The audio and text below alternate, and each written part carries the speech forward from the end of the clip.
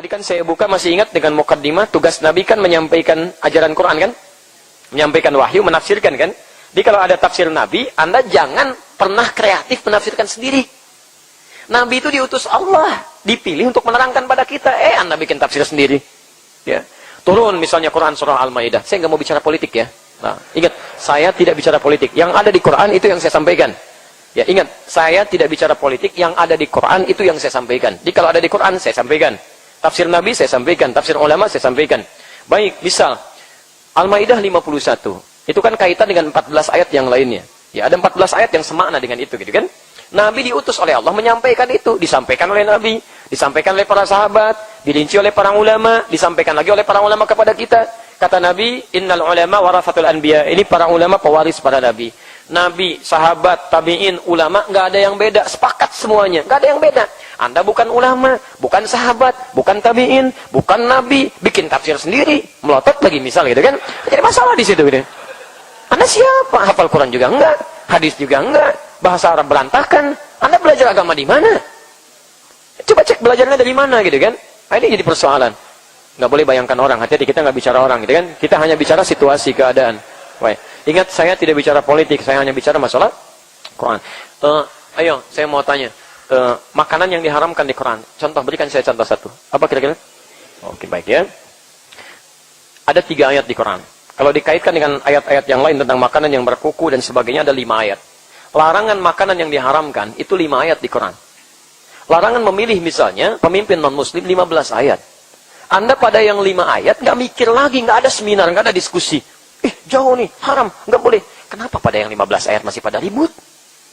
Ada yang diskusi lagi, ada seminar lagi, ada dibahas lagi, nggak usah dibahas, selesai kok masalahnya. Dan itu dilindungi oleh undang-undang. Yang tidak boleh itu mencela, ingat, awas ya, jangan mencela orang lain karena bahkan karena persoalan agamanya. Ya, yang tidak boleh itu nggak boleh mencela. Oh, kamu misalnya agamanya ini, kamu salah, kamu nggak boleh begitu. Ya lakum dinukum waliyadin, la ikraha fid din, selesai gitu kan. Kita nggak boleh mencela, tidak boleh mencela. Yang hanya dimintakan oleh Quran, tidak boleh memilih yang sekiranya ada calon muslimnya yang tidak seiman dengan kita. Cuma itu saja, dan itu dilindungi oleh undang-undang. Kita tidak boleh menghalangi orang untuk menjadi apapun seperti yang dia mau. Silahkan saja. Anda mau jadi bupati, silahkan. Anda mau jadi gubernur, silahkan. Mau jadi presiden, silahkan. Cuma mohon izin, kami tidak bisa memilih Anda. Itu dilindungi. Itu kan standar, normal, biasa. Silahkan cek di Eropa, di Amerika. Teman-teman misalnya, Anda bisa melihat. Ya, yang di agama-agama yang lain, kepercayaan lain, punya aturan serupa. Anda nggak boleh marah ya. Maaf, nggak boleh marah. Misal, di sebagian Indonesia, ada wilayah misalnya yang mayoritasnya non-muslim. Lalu mereka mengatakan jangan pilih orang Islam. Anda nggak boleh marah. Kita nggak boleh marah karena itu dilindungi oleh undang-undang. Ya, kita ini bukan negara Islam. Kita negara Pancasila yang asasnya Pancasila.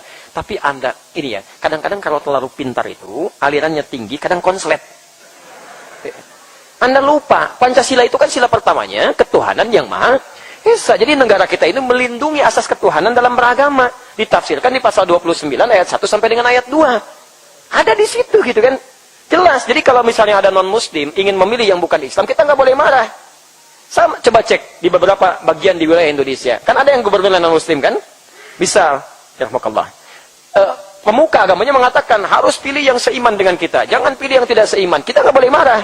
Sama, kalau di kita pun misalnya mayoritas muslim mengatakan di kitab kita pilih yang seiman dengan kita, tidak yang tidak seiman. Anda jangan marah. Kami tidak ingin menghalangi Anda naik, silahkan saja. Tapi mohon maaf, kami tidak bisa memilih Anda. Baik. Sila kedua dalam Pancasila apa? Kemanusiaan yang adil dan makanya kalau jadi orang Indonesia ya bersifat sebagai manusia, selain adil mesti beradab, bicaranya beradab, menyampaikannya beradab, ya tutur katanya beradab. Jadi kalau pembicaraan Anda tidak beradab, mata Anda tidak beradab, telinga Anda tidak beradab, lisan Anda tidak beradab, mohon maaf, Anda tidak hanya Pancasilais, tapi Anda juga belum lulus menjadi manusia. Kemanusiaan yang adil kan beradab, gitu kan? Baik. Sudah itu urusan lain ya.